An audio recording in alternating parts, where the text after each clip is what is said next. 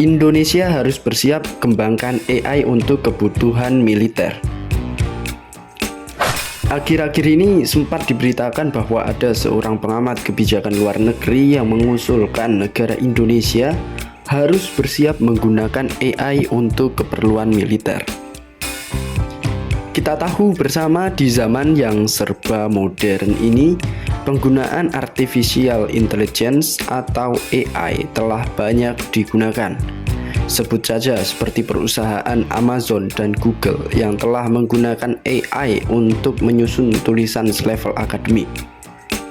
Nah, tak mau kalah dengan perusahaan teknologi seperti Amazon dan Google, dunia militer pun kini juga telah menggunakan teknologi AI ini untuk keperluan peperangan.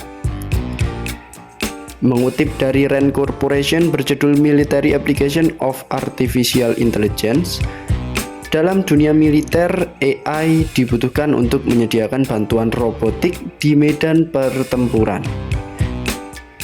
Bantuan robotik ini dapat membuat pasukan mempertahankan atau bahkan melebarkan kapasitas tempur tanpa perlu meningkatkan jumlah pasukan. Nah, beberapa waktu yang lalu pengamat kebijakan luar negeri Indonesia Bapak Dino Patijalal telah mengatakan bahwa teknologi AI ini harus masuk ke ranah militer jika mau militer Indonesia menjadi lebih hebat.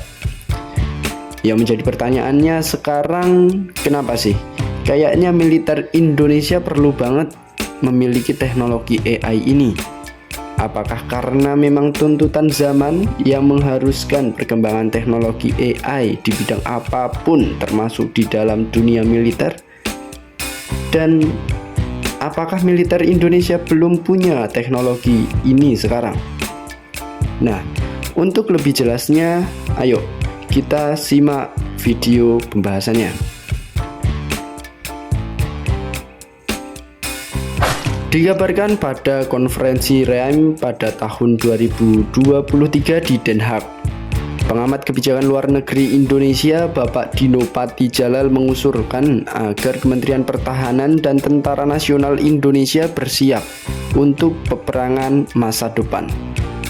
Nah, menurut beliau, persiapan peperangan masa depan ini dapat dimulai dengan mempersiapkan diri untuk pengembangan kecerdasan buatan atau artificial intelligence dalam dunia militer.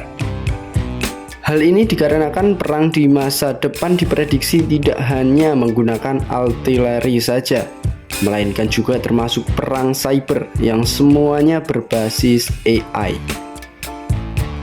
Nah, kemudian seperti apa teknologi AI di dunia militer pada era modern ini?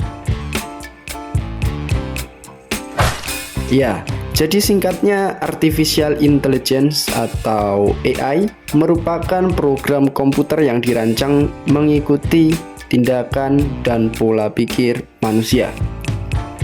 Nah, kalau kita hubungkan dengan dunia militer, teknologi AI ini ternyata sudah banyak digunakan dan mungkin beberapa nama teknologi ini sudah tidak asing di telinga kita. Sebut saja seperti drone dan robot pembersih ranjau. Keduanya sama-sama memiliki fungsi utama untuk meminimalisir gugurnya pasukan di medan perang. Teknologi ini ternyata juga dikembangkan oleh banyak negara di dunia. Sebut saja seperti negara Turki yang terkenal dengan drone Bayraktar TB2-nya, serta tentunya negara Amerika yang telah mengembangkan banyak jenis pesawat tanpa awak ini. Sebut saja seperti drone Global Hawk dan juga drone MQ-9 Reaper yang terkenal karena telah membunuh Jenderal Iran yaitu Jenderal Qasem Soleimani.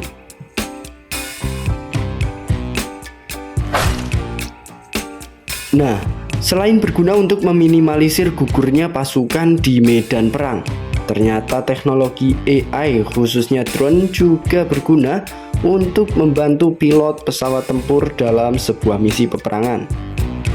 Angkatan Udara Amerika atau USAF misalnya, yang menerbangkan jet tanpa awak ini sebagai loyal wingman untuk mendampingi jet yang dikemudikan manusia. jet nirawak itu bertugas untuk melawan musuh, menuntaskan misi, atau bahkan membantu pilot untuk melakukan perlawanan terhadap musuh. Bahkan pada drone Global Hawk milik militer Amerika diketahui telah mampu melaksanakan perintah yang diberikan secara independen tanpa bergantung kepada tautan data yang rentan. Kemampuan itu membuat Global Hawk mampu dikirim ke teritorial udara yang padat untuk mengumpulkan informasi-informasi penting.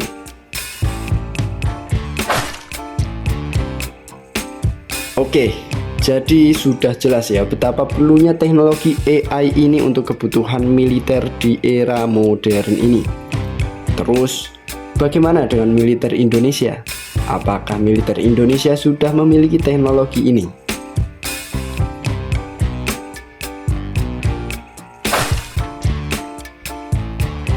Iya, jadi sebenarnya pada tahun 2019 lalu telah dikabarkan mengenai proyek pengembangan drone tempur buatan anak negeri.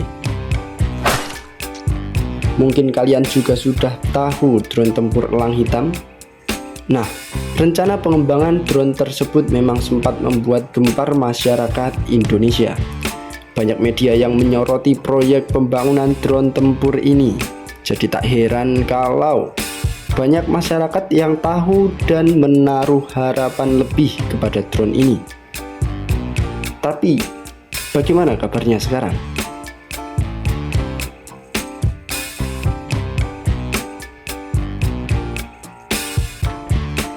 Nah, dikabarkan beberapa waktu yang lalu, Kepala Badan Riset dan Inovasi Nasional Bapak Laksana Trihandoko menjelaskan alasan mengapa proyek pesawat nirawak atau Puna elang hitam ini tidak ada kabar selama ini. Ternyata tidak adanya kabar mengenai drone elang hitam ini bukan berarti drone ini gagal diproduksi seperti kabar yang beredar selama ini, sob. Drone ini masih diproduksi kok. Hanya saja memang tujuan penggunaannya itu diubah dan tidak lagi sebagai drone tempur. Nah, alasannya tidak lain karena sebenarnya saat ini drone elang hitam ini masih dalam proses riset yang pastinya akan membutuhkan pembelian komponen-komponen dari luar negeri, sehingga ditakutkan komponen-komponen ini akan sulit didapat jika drone elang hitam ini diklaim untuk kebutuhan militer. Nah, jadi kalau dilihat dari keterangan Kepala BRIN dan progres pembangunan drone elang hitam, sepertinya Indonesia ini masih belum memiliki teknologi drone-drone tempur seperti negara-negara maju. Terlebih juga drone elang hitam ini masih dalam tahap riset, yang ada kemungkinan drone yang digadang-gadang akan menjadi drone tempur kebanggaan Indonesia ini akan menjadi drone sipil. Gak menutup kemungkinan, sob. Lalu bagaimana usaha pemerintah kita dalam pengembangan teknologi AI untuk kebutuhan militer?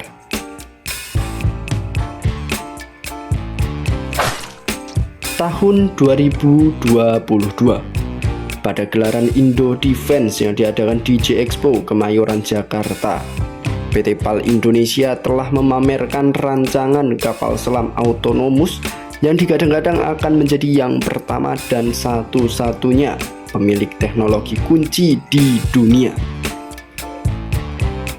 Bahkan dalam gelaran pameran alutsista tersebut, CEO PT PAL Indonesia Bapak Kaharudin Jenot telah melakukan penandatanganan MOU dengan Dihil Defense yang diwakili oleh Mr. Alois Ginal. Penandatanganan ini adalah bentuk kerjasama untuk produksi underwater missile atau peluru kendali balistik yang berbasis kapal selam. Kemudian ada juga kabar terbaru mengenai kontrak kerjasama antara PT Dirgantara Indonesia dengan dua perusahaan asal Turki untuk pembangunan drone tempur Bayraktar 2 dan juga ANKB yang akan dibangun di hanggar PT DI di Bandung. Nah, Kedua kabar ini jelas akan menjadi berita baik untuk pengembangan industri militer di Indonesia Sob. Jadi walaupun drone elang hitam kita masih dalam tahap riset dan belum jelas juga apakah nantinya drone ini akan digunakan untuk drone militer atau tidak, setidaknya kita dapat bekerja sama dengan mengakuisisi drone tempur dari Turki. Bahkan negara kita juga akan mengembangkan kapal selam autonomous yang belum pernah ada di dunia.